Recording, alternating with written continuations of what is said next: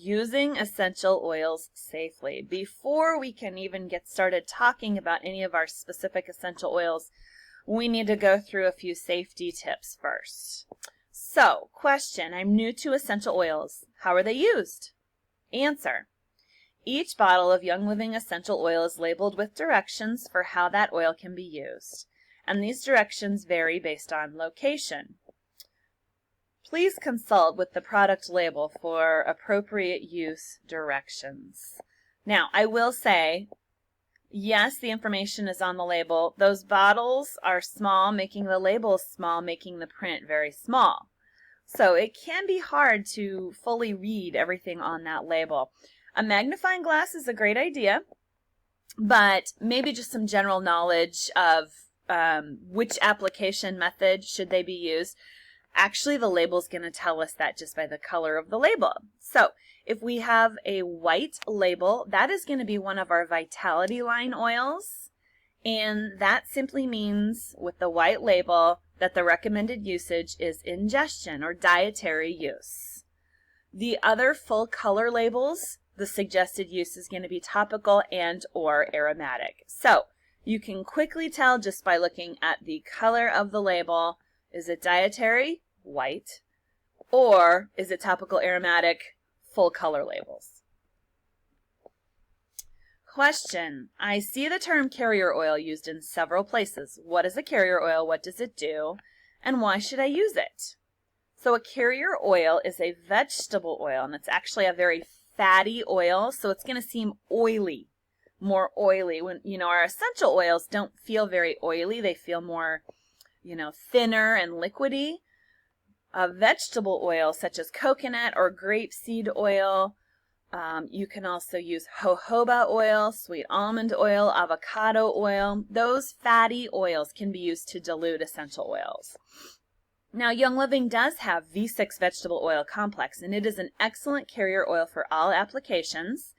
Admittedly, when I started, I rejected the concept of buying a carrier oil through Young Living because I thought I can get my coconut oil here locally, so I'm just going to do that. But when I sampled the V6, I actually fell in love with it. I just love it feels silky on my skin. And what is in the V6 vegetable oil complex?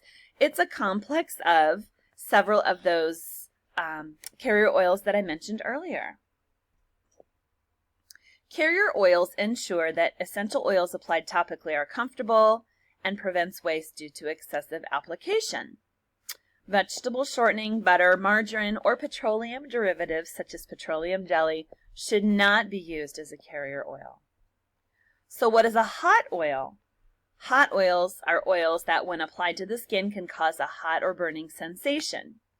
Examples of hot oils, and these are just the most common, include cinnamon, clove, lemongrass, peppermint, oregano, thyme, Exodus 2, and thieves.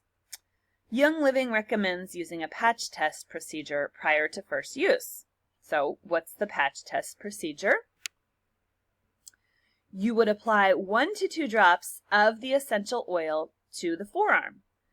Observe it for 1 to 2 hours, but usually reactions are going to occur immediately within 5 to 10 minutes. If you experience a hot or burning sensation, or if you develop a rash, add your V6 carrier oil or your carrier oil of choice to the affected area as often as needed. I've seen and heard from others, it usually, if there is a reaction, that carrier oil is really going to help dilute it and help that reaction subside relatively quickly. What if I experience skin discomfort or irritation? If discomfort or irritation occurs, stop using the essential oil and apply V6 or your other preferred carrier to the affected area. And before using the essential oil again, perform a patch test and dilute with a carrier oil. Never use water to flush the oil off of the skin, as this may increase discomfort. I think logically, we often think water is going to help clear out an adverse reaction to anything. But if you think about it, remember that water and oil, which includes essential oils, don't mix.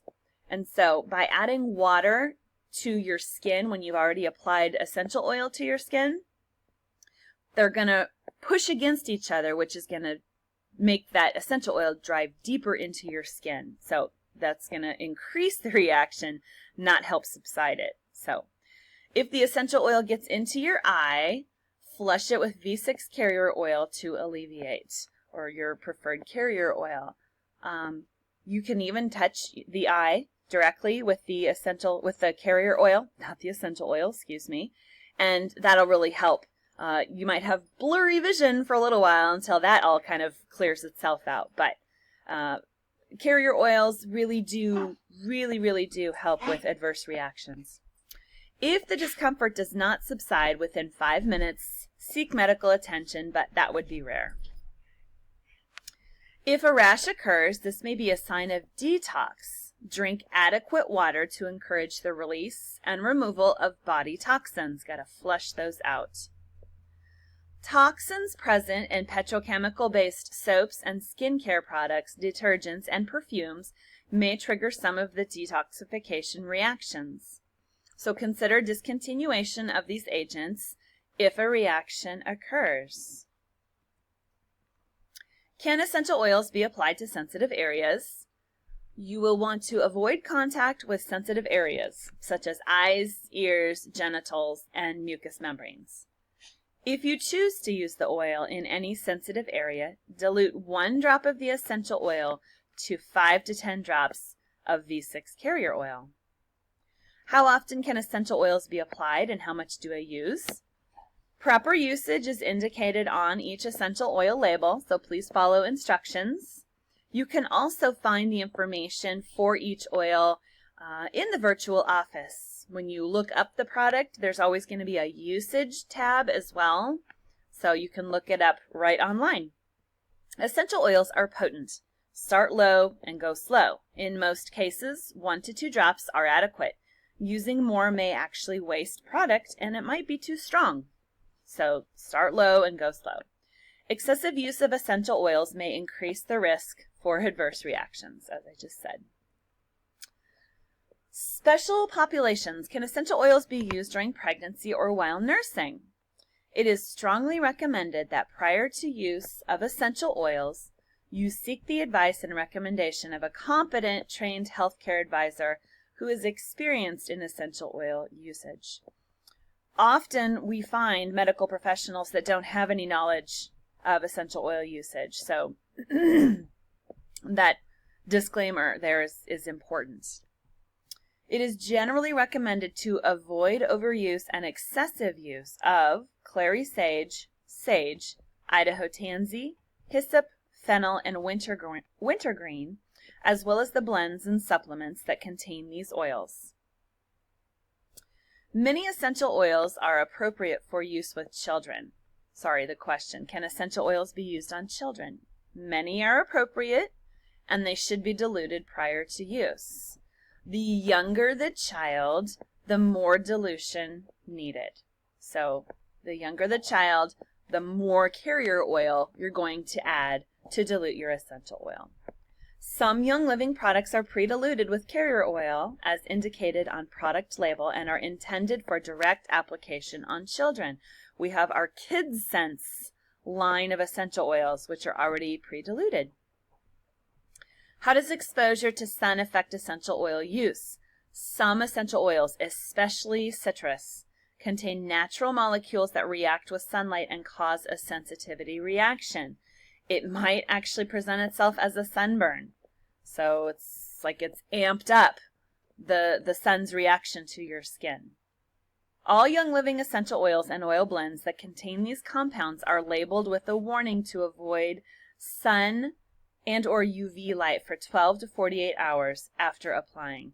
So everybody's systems are going to react differently to this as far as the time frame and all aspects of sun sensitivity. So how does exposure to sun affect essential oil use? Dilute and apply the oil to skin that is protected from sun UV exposure to reduce the risk of sensitivity, or you might even just want to avoid applying those those citrus oils at all to your skin that's going to be exposed to the sun. Young Living Beauty and cosmetic products are formulated to remove sun sensitizing agents to reduce the risk of sun sensitivity. What about the use of essential oils if I have a medical condition? Can essential oils interact with prescription medications? If you have a disease or medical condition, or if you are using a prescription medication, it is recommended that you consult with a health advisor who has experience with essential oils. Seek advice of a physician and pharmacist about interactions. And I'm going to add, please have a reference guide. A big full reference guide is great because it's going to have this information included in it. And that ends our presentation on using essential oils safely. Thanks for joining.